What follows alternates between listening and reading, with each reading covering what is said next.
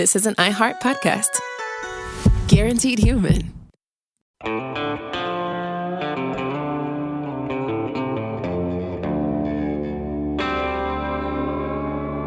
Body Bags with Joseph Scott Morgan. A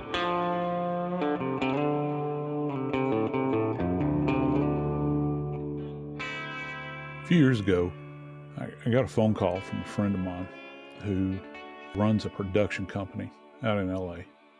She asked me if I'd like to take on the task of being a forensic expert on a podcast that actually had already started, but she really needed the voice and maybe the lens of a forensics person on this, because arguably, as you'll find out soon, the deaths that we're talking about are some of the most complex that you can imagine when it comes to death investigation in my area of specialty, medical legal death investigation. And without batting an eye, of course, I said, certainly I'll be glad to. It's one of those moments in time where be careful what you ask for, because I really didn't know what I was getting involved with at the time.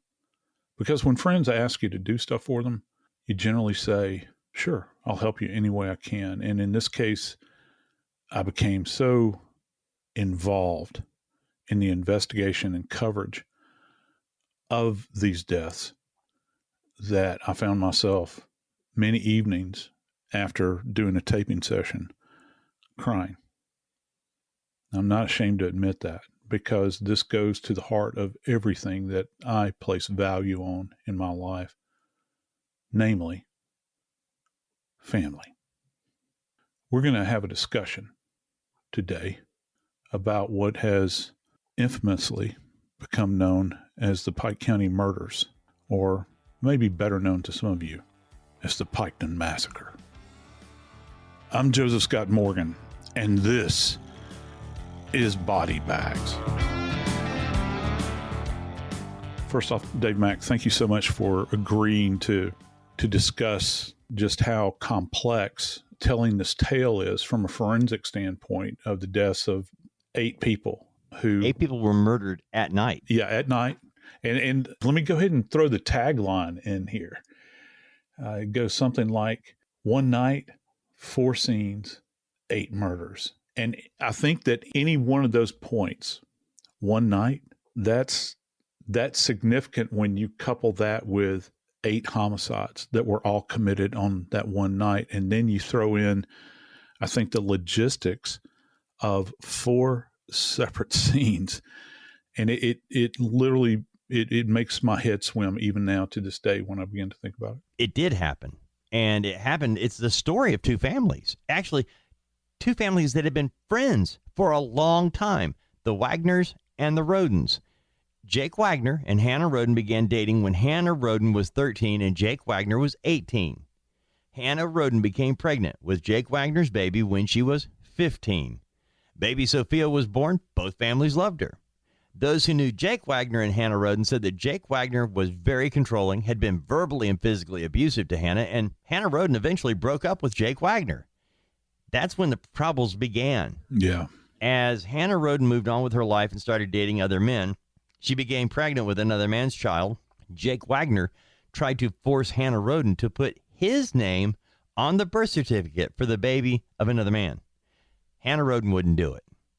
The Wagners tried to force Hanna Roden to sign papers to turn custody of Sophia over to Jake Wagner. She refused, and she posted a message on Facebook that she would, quote, never sign papers ever. They will have to kill me first, unquote. That message on Facebook, that is when the Wagner family decided to kill Hanna Roden. And they knew in order to get custody of Sophia, they would have to kill Hanna Roden's other relatives so that custody would fall to Jake Wagner and his family. That is where all of this began. The Wagners, when they went about this attempt to wipe them out, I think that they determined order by who is the biggest threat. And of course, in this case, Chris Rhoden Sr. is the biggest threat here. Just from a physical violence standpoint, he was not a type of person that would shy away from defending his family. He had to be eradicated. So that night, his remains were discovered along with his cousin, Gary, who was actually visiting. Okay, that's what I wanted to get to. So we've got, in this first location, we have Chris Rhoden Sr., the patriarch of the Rhoden family, and his cousin, Gary Rhoden, correct? Yes. They're in the same facility. Yeah, they're literally in a single wide trailer. Okay. And I don't know at that point in time if the perpetrators expected Gary to physically be there. I think that maybe they thought that Chris was going to be there alone, perhaps. But, you can tell, we've talked about overkill a lot, on body bags. That's what we should. It's a big element when you begin to think about, who targets are and all that sort of thing. But with Chris, he was actually shot 9 times, Dave. You've got multiple weapons, and probably the most devastating weapon that was brought to bear in this case, Dave, was this SKS, which is roughly, just so that folks understand, it's roughly a 30 caliber high-powered rifle, and it's a military-grade weapon that has original Soviet origins. Mm-hmm. There's a lot of them on the market. You can go out and you can find an SKS just about anywhere. They're cheaper than even an AK-47 or AK-47 knockoff. And so this weapon was brought to bear. You've got multiple rounds that have passed through the walls. It gives you an indication, kind of Jake talked about how this all went down, and the door was closed. Chris knew that something was up, and they were fired through the walls to begin with. And then they made entry into the home. And so you've got Chris, who is shot 9 times. He's hit. Let me see. Let me get this right. He's hit in the head, the torso, and the arm. Matter of fact, the injury that Chris sustained in the arm was so horrific that it has been described as almost a traumatic amputation. With the skeletal features of the arm actually exposed. This round passed through, this high velocity round. And so after Chris is killed, Gary, his cousin, who's there as well, and he's 38 years old, lives in Kentucky, and he's hit multiple times in the head. So that gives you an idea that he was, you can kind of imply that this was like perhaps an execution. It's hard to score a headshot from a great distance, contrary to what people see on television. This is something that has to be purposed. You come up on the person. And it's total chaos in this environment. And from a forensic standpoint, when you think about the 911 call that came in, one of the things that was observed at the scene, Dave, that really, I think, brought everything home was the fact that there were bloody drag marks leading from the living room area all the way back to the bedroom. If people can't envision what that looks like, you think about a blood-soaked towel, perhaps, or something stained where you've drug it across the floor and it's got these kind of curvilinear patterns to it, where this is like almost like a dirty mop kind of thing being drug across the floor. And it gives you an idea, first off, of directionality. How chilling is that? Because if you see the beginning of that, as just a civilian that walks onto the scene, you see that there is blood on the floor, what you think is blood, and then it's leading away. Oh my gosh, what is this leading to? Can you imagine the chill that's associated with that? There's like debris, piled up, sheets, all that sort of stuff. And when this is pulled back, they discover Chris Sr. and Gary in there covered up, and they're just super saturated in blood. Something bad has happened here. Now, Joe, to back up for just a minute, mentioning the weapons and the 9 bullet wounds to Chris Rhoden, correct? Yeah. All right. You talked about the arm and how damaging that shot was. Where were the other shots? what kind of injuries did he sustain from those 9 shots? Well, you've got multiple shots that involve the torso. And when I say torso, we have to differentiate, so that people understand that's head and abdomen. Generally, when we talk about waist up, the torso itself. Without the extremities? Yeah, without the extremities. We've got the one round that's passing through the arm.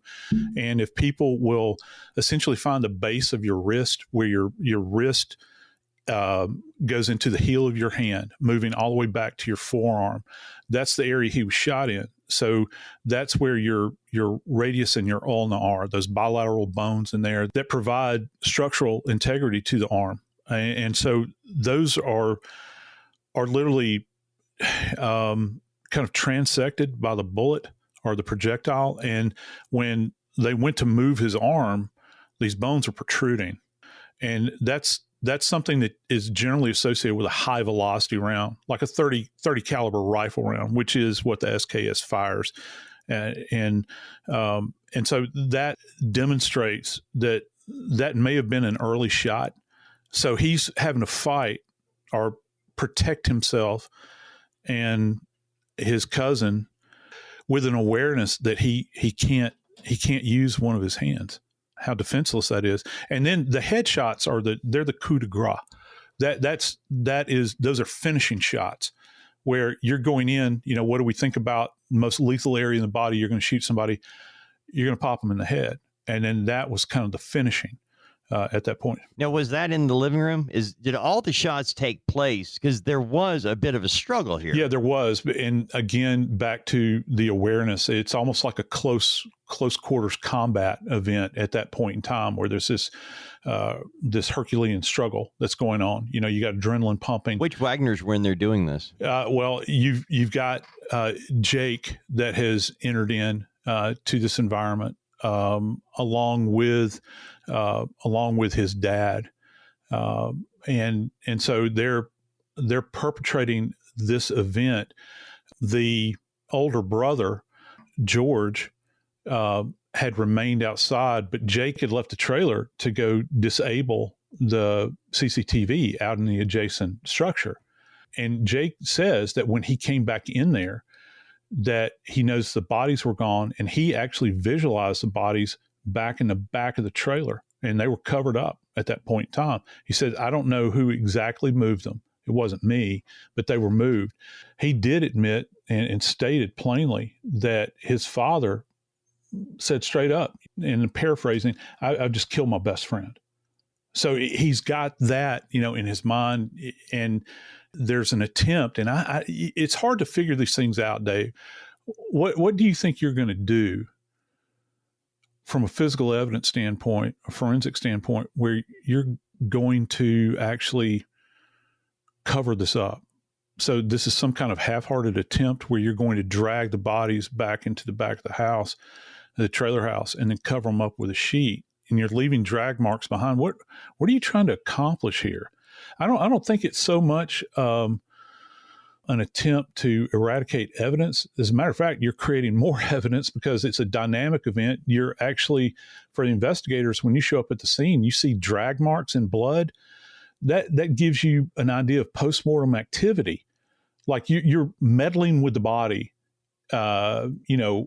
postmortem after they're dead. So, and there was no attempt to clean that up.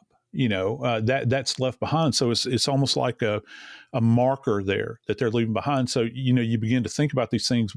Why would it be that you're going to go in and shoot these people and then try to cover them up? It almost gives you a sense that this is driven by, passion, or it's driven by an adrenaline burst, where you're not in control of logical thought at this point in time. And so that's just my assessment of it. Now, Jake was outside when this was going on, and he returns. Jake Wagner was outside when the bodies were drugged. And to be very clear here. Yes.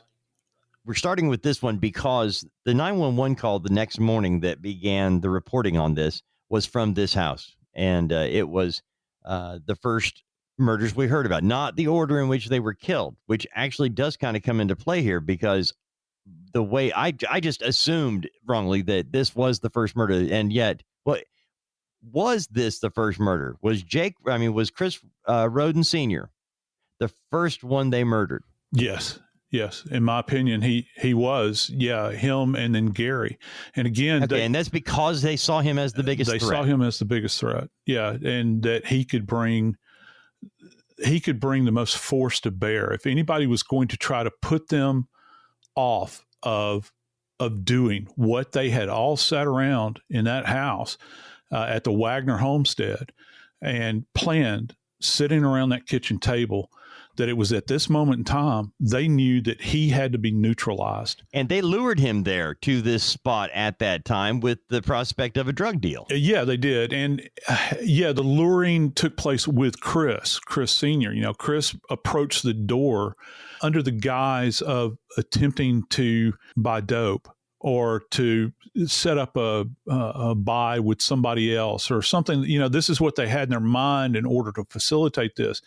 It's not like it was necessarily well scripted out and vetted and all those sorts of things, but this is the loose scenario that they had in their mind. Either way, they knew they could get him to the door, and they knew that with the appearance of, you know, his best friend at the door, that his guard would be down.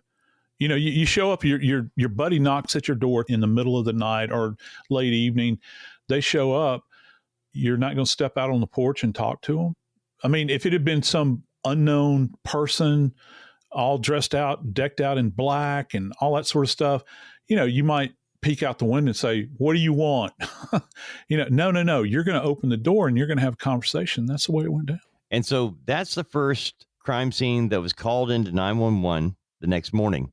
And this is where the case begins, with the elimination of Chris Rhoden Sr., who was awake, was lured to this place at this time by somebody he saw as a friend, the senior Wagner. You mentioned earlier that the Wagners did not know Gary was going to be there. Or if they did, it was a last minute thing. They thought they were going to go in and just have Chris to deal with, Chris Rhoden Sr. Was Gary Rhoden riddled with bullets the same way that Chris Rhoden Sr. was? No, not to this degree. No, Chris was a target, and Gary was shot multiple times, but all of his gunshot wounds were headshots.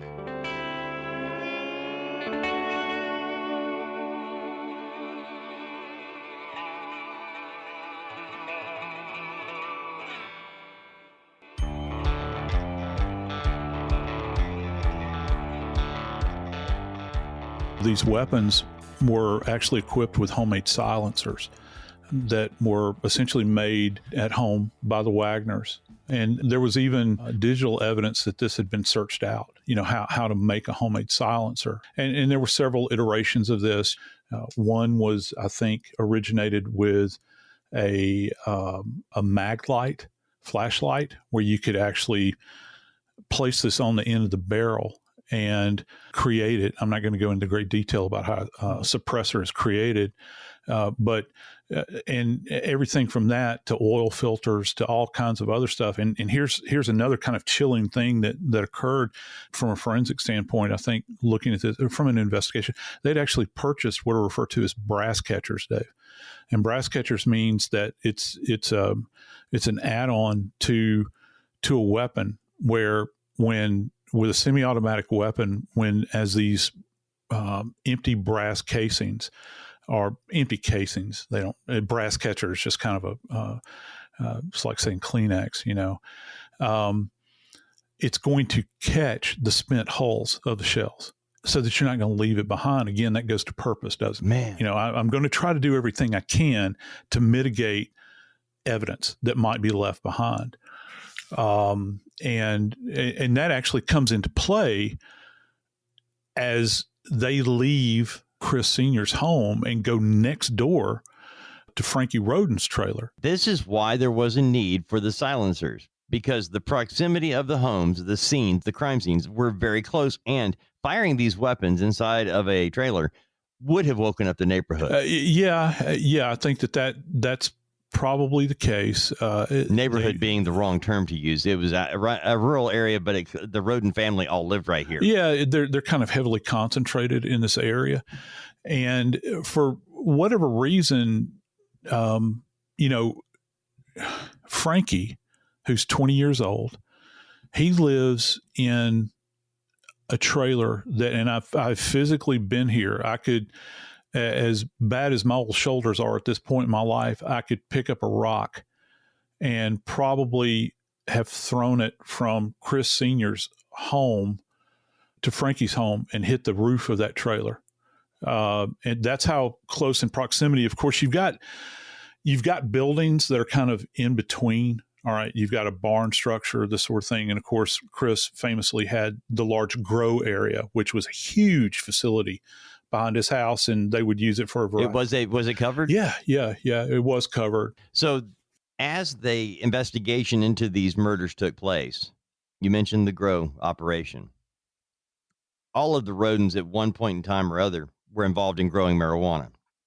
Small, big, what have you, or at least Chris was. Yeah, by extension, the peripherals were there. There's an awareness. You can't live in this close proximity, and not have an awareness of what's going on. And of course, this is a straight up, obviously cash business, and so that from that perspective, it could be hidden. If you're changing dollars and handing things over and that sort of thing, and who knows how extensive the so-called network is. This is not, the 1980s in Southern Florida where you've got a huge, people flying stuff in. It's not like that.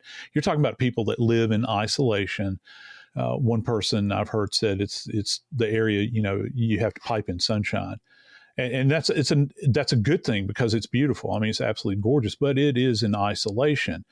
You're not near a major interstate highway where there's going to be drug trafficking per se. So you have to think about that from the sense that this is kind of a limited operation, and probably you're dealing with locals. All right. So Chris Rhoden, he is now eliminated, the 40-year-old patriarch of the family.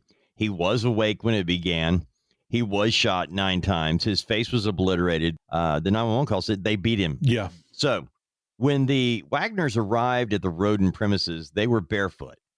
And did they not put shoes on when they were in Rhoden's house? Yes, they did. And the reason we know that is that there was actually a recovered print in blood, that they had foot protection while they were on in there. And that was one of the things that kind of sealed the deal, because you could look back at the nature of that print that was left behind on the floor and get an idea of the structure of the shoe.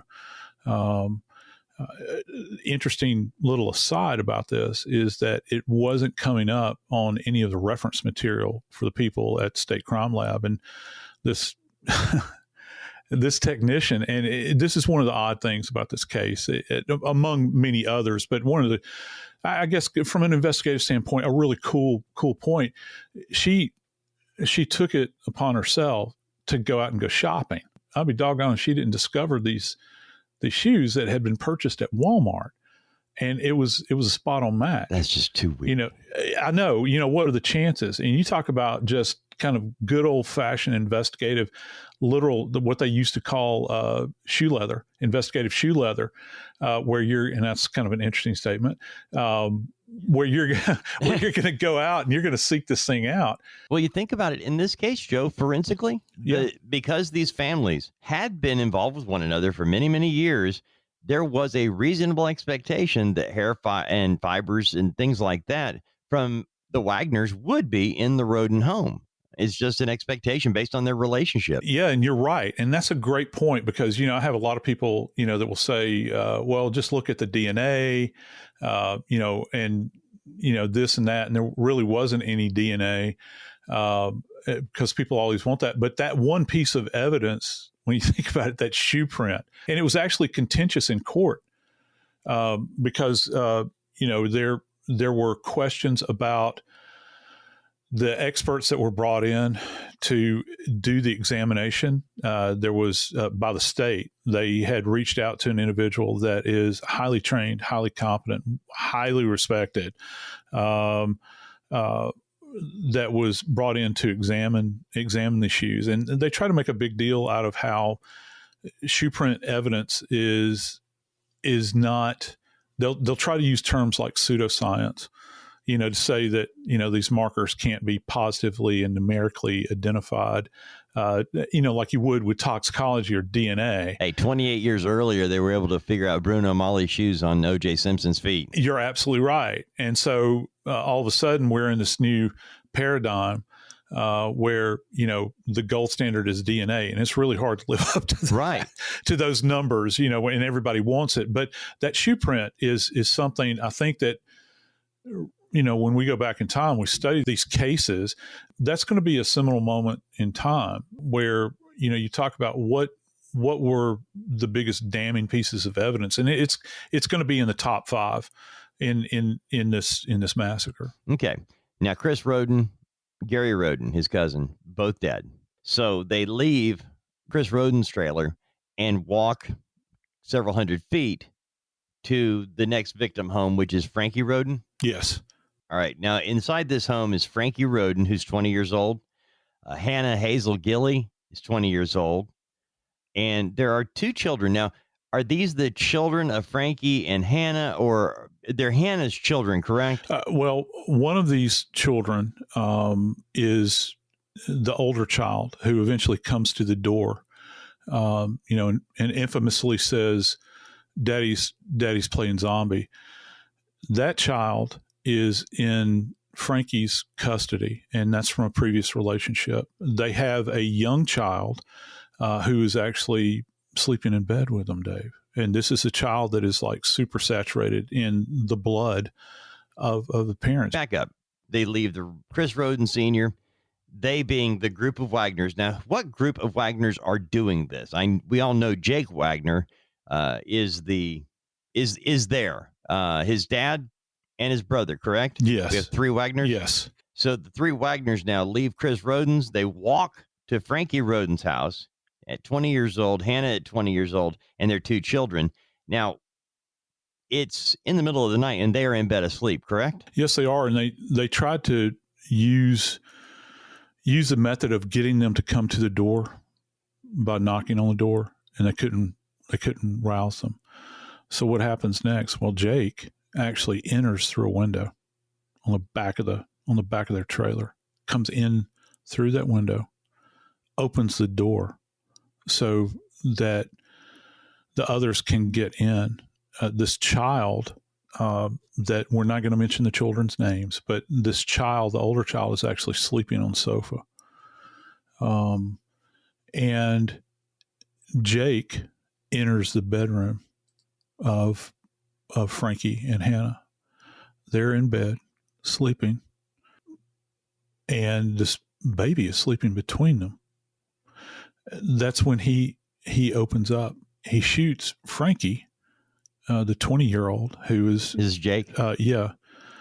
Shoots Frankie, who is Chris Sr.'s son, shoots him in the head. He's deceased. And then just opens up on Hannah. And I find this is one of the things that kind of left us scratching our heads about this. Why would Hannah Gilley is actually her name. She's 20 years old as well. Her and Frankie are not married, but they are referred to as fiancés. And he shot her 5 times in the head, Dave.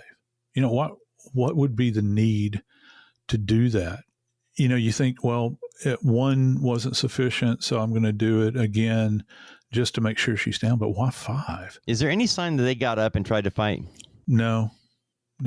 They were dead. They were dead in the bed where they were laying, and that little precious baby was laying in between them. We know they had multiple guns. Were multiple guns used in the headshots, or was it one? No, this is going to be a one weapon deal, and they're left there. And here's one other thing that Jake had admitted to. There were apparently like piles of clothes and this sort of thing occupying the space. So Jake had attempted Remember, we talked about brass catchers earlier. Apparently, Yeah. the weapon that he's using at this moment in time does not have a brass catcher because he's expending brass. And his big concern was to be able to try to retrieve that brass. He couldn't find it all. And they actually found a spent casing in there. And again, that's another forensic tieback in this particular case. And so he couldn't recover everything there physically at the scene. So they actually exfil from this scene, and they're going to go to Dana Rhoden's house now.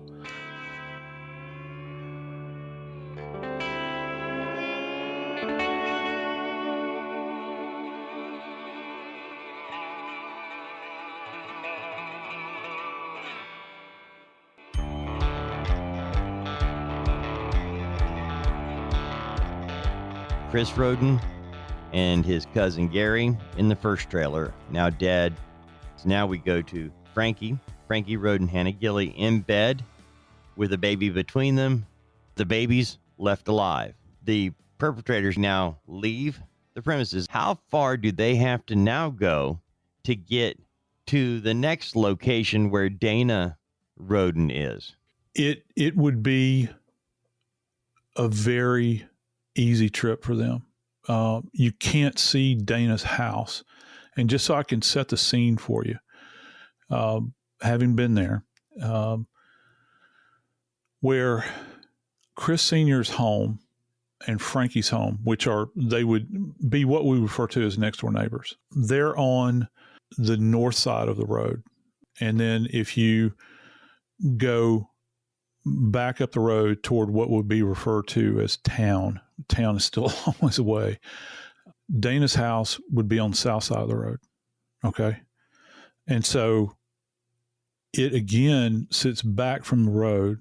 She doesn't really have a lot of neighbors that are near her, and it's set back. And her home, Dana's home, is a bit more robust. It is in fact a mobile home, but it is one of these mobile homes where it has been in place. It's got a built-out porch on the front of it, and then there are adjacent add-ons to it to kind of expand it out a bit. And then there is a large garage that's immediately adjacent to her home on a paved drive.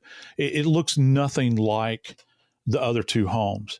Chris Sr.'s home, just so you know, there are old cars everywhere, Dave. You know, when you take a look at the aerial shots of his place, it looks like total chaos. And it's total chaos to us, but, you know, he would work on old cars and all that sort of thing. It's not chaotic to him.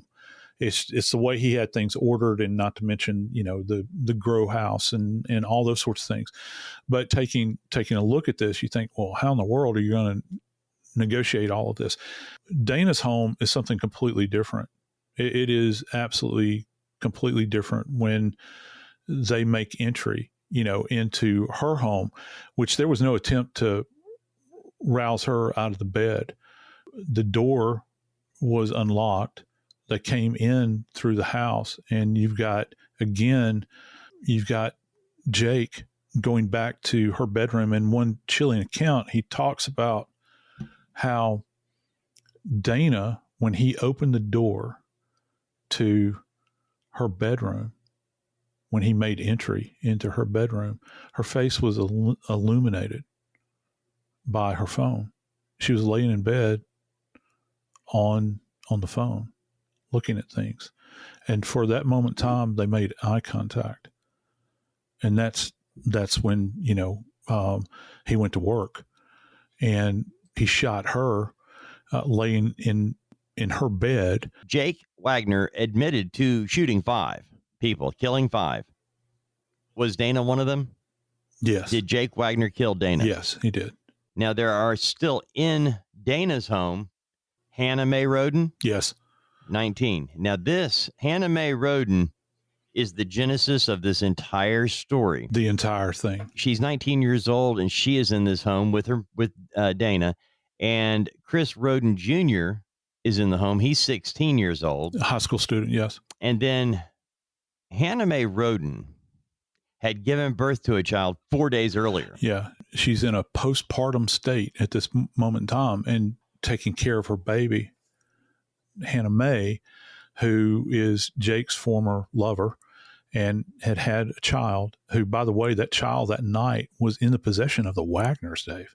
Jake had openly admitted that he did not want the baby to starve because, I guess in his mind, he didn't know how long it would take for this to be discovered, these homicides to be discovered. So he placed the child adjacent to Hannah's breast so that the child could suckle during the night.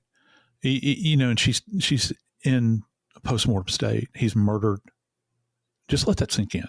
He's murdered this young mother, and he paused long enough to think that, well, it would be best if I could place the baby adjacent to the breast so that the child could feed during the night, feeding off the dead mother.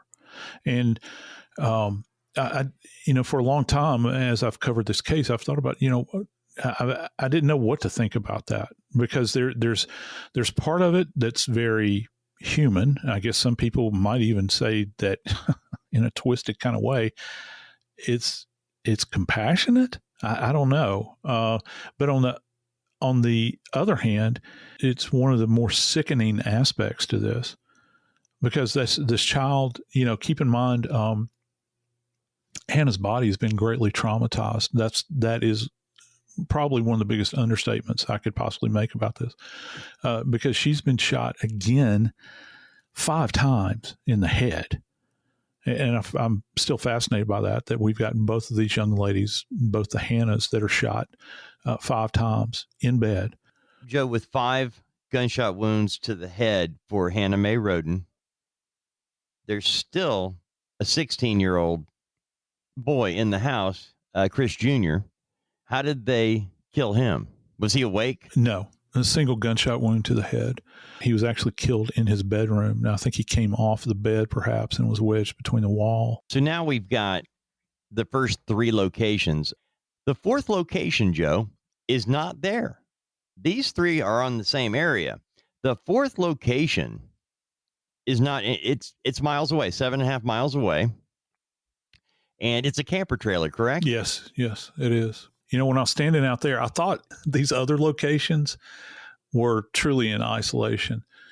But, buddy, when you get out there to where Kenneth lived, it's not an unimproved dirt road. It's been graded. There's gravel on either side. But and the way we measure things nowadays, I think relative to isolation, that sort of thing, is, do we have cell coverage? It was hit or miss at best out there. So it's not like you're going to, hop on the phone, have an extended conversation with somebody. You've got to get to a spot, where you can actually utilize your phone. Yeah, right. Well, now, how was Kenneth Rhoden related to Chris Rhoden Sr.? Yeah. Okay. So Kenneth, keep in mind, Chris Sr., and this is a bit confusing, I think, for some folks. Chris Sr., even though he's the patriarch of the family, he's the younger brother of Kenneth. And so Kenneth, he had his own family. He had children, but he lived in this little caravan, if you will, little travel trailer that was pulled out onto this piece of property. 7.5 miles away from the other 3 scenes. How many times was he shot? And by what gun, do you know? He's only shot a single time, Dave. He's only shot a single time. And when he shot with a 40 caliber Glock, which is one of the other weapons that they had. They had this 22 caliber handgun that looked like an old fashioned Colt 45, 1911 Colt 45. Was he asleep when he was shot? Yes. Yeah. And it was stated that, his door was simply kicked in and he was shot in the head, and that was it. And then, the perpetrators turned and left. One interesting little aside is that Kenneth, who lived in the travel trailer that was roughly 7 miles away, he even had his own tiny little grow operation at his house. And so again, you come back to thematically, you come back to the drugs. And look, I'm saying the universal you cannot fault the police for exploring that because, first off, you're saying, what in the heck? We've got 8 dead bodies. What's the common denominator here? Well, at Chris's house, he's got a literal grow house. He's growing weed there. And then his brother that lives at a great distance away, he's got a small grow operation, maybe for personal consumption. Maybe he could sell a dime bag, out of what he's producing. But that's one of the common denominators that you have to look at investigatively. It's real easy, I think, for us to Monday morning quarterback a situation like this. But it is, and this goes back to what I've taught investigators in the past, you truly have to be that quiet in the center of the storm. Because when you think about this community, you talk about eight victims all at one time. If you and I are in a basic college statistics class together, that number is statistically significant. This is not something you just from the overall population of this little county. 8 people dead in one night. That's a statistically significant number. So everybody there, chins are going to be wagging about this. They're going to want to know. And, nothing will get population in more of a stir than a multiple homicide because people go home, they load their weapons and they lock their doors because they don't know who's out there. And Dave, these cases took so long to effect an arrest on.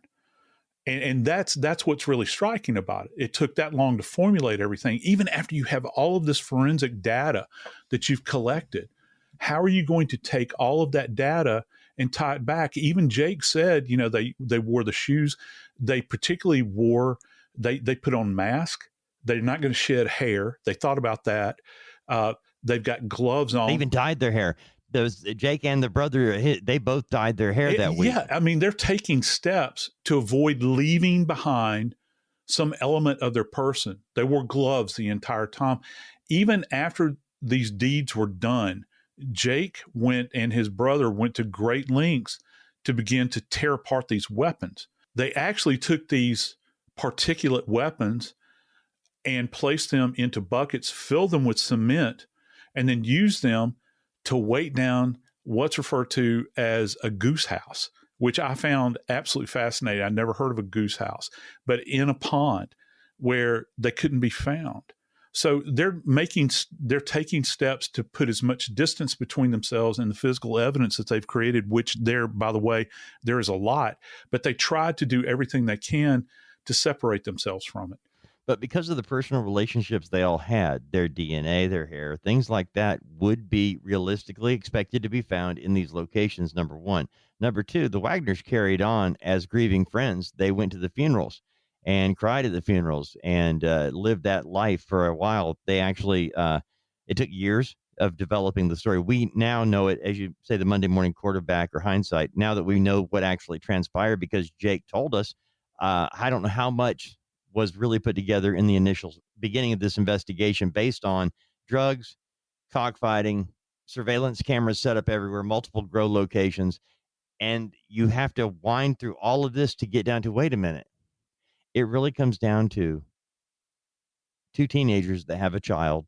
They break up, and as they're moving on to different relationships, the boy doesn't like the girl dating some of the guys. And he uses his daughter to say, she's going to put my daughter in harm's way. And that escalates into the only way I'm going to get my daughter out of harm's way is by killing the mother. And by the way, anybody else that can tie me and my family to this crime, which is exactly what they proved happened. Yeah. And that's the thing, isn't it? It's as these individuals are traveling through that dark night where maybe they're all together in a vehicle and they're traveling out to kill these individuals, and they've killed maybe the first group of people. Maybe they've killed Chris. Their adrenaline is pumping. Now they've got to go to the next one, and then the next one. What do you say to one another in those quiet moments? Maybe you've got a bit of blood on your clothes. Maybe you can still smell the burned gunpowder on yourself. maybe, just for a second, you can hear a scream that still echoes in your ear, or hear someone begging for their life. I don't know. Again, words fail me. The only way I can really say is I don't know how you take the measure of such evil. I have no idea. I hope that you'll please join me on the Oxygen channel on the 24th of November at 8 p.m. Eastern, 7 p.m. Central for the Pike County Murders, a family massacre. I'm Joseph Scott Morgan, and this is Body Bags.